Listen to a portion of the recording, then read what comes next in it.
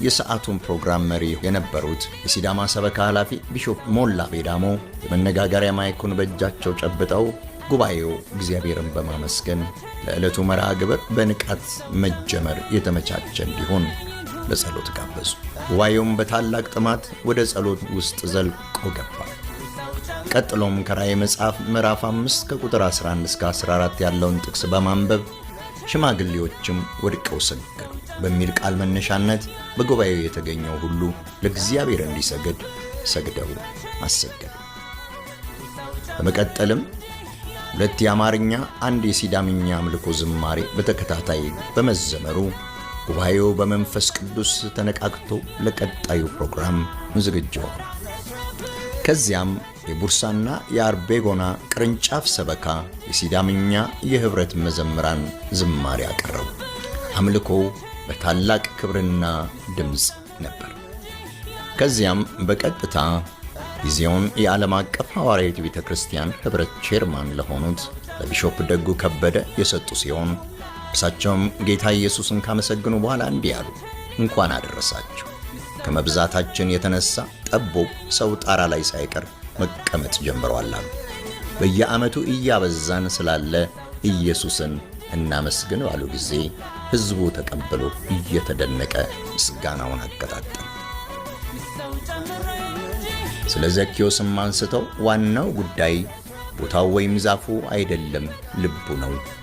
እኛም ዛሬ ኢየሱስን እናገኘው እንጂ በምናደርገው ነገር ሰው ምንም ይበለን ኢየሱስን ካገኘነው አይቆጨንም፣ አንተን ፍለጋ መተናለን ብለው ሲሉ ጉባኤው በታላቅ ኃይልና ፍለጋ ጸለየ፣ ምስጋናም አቀረበ።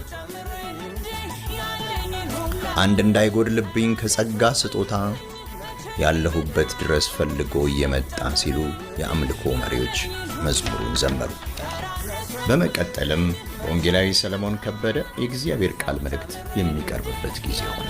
መልእክታቸውንም ከዘጸአት ምዕራፍ 34 ቁጥር 4 እስከ 7፣ ኢሳይያስ 64 ከቁጥር 1 እስከ 4፣ ኢሳይያስ 51 ቁጥር 9፣ መዝሙረ ዳዊት 101 ቁጥር 1ን በማንበብ ለመልእክታቸው ርዕስ ሰጥተው ወደ መልእክቱ ገቡ።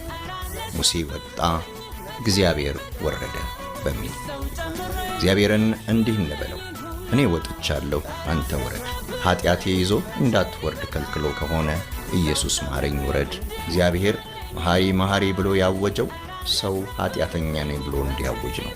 ለዚህ ጉባኤ እግዚአብሔር ያስፈልገዋል በሚል ቃል መልእክታቸውን በተዋረደ ልብ አቀረቡ።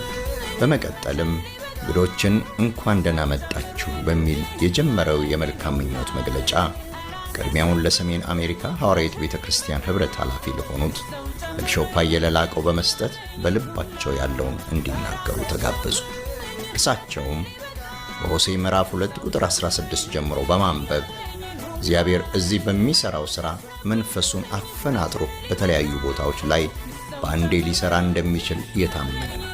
በዚህ ዘመን ነገሮችን አፍጥኖ በመስራት የተሰወረውን በቤተ ክርስቲያን በኩል እየገለጠ የሚሰራበት ጊዜ ነው። ዓይን ያላየውን ጆሮ ያልሰማውን እግዚአብሔር ፈጥኖ የሚፈጽምበት ዘመን ይህ ጊዜ ሲሆን እግዚአብሔር እኛን የሚያየው ሰይጣን እንደሚያየን አይነት አይደለም። ይህ ሕዝብ ተስፋ ያለው ሕዝብ ነው ሲሉ ለጉባኤው በልባቸው የነበረውን ሸክማቸውን አካፈሉ።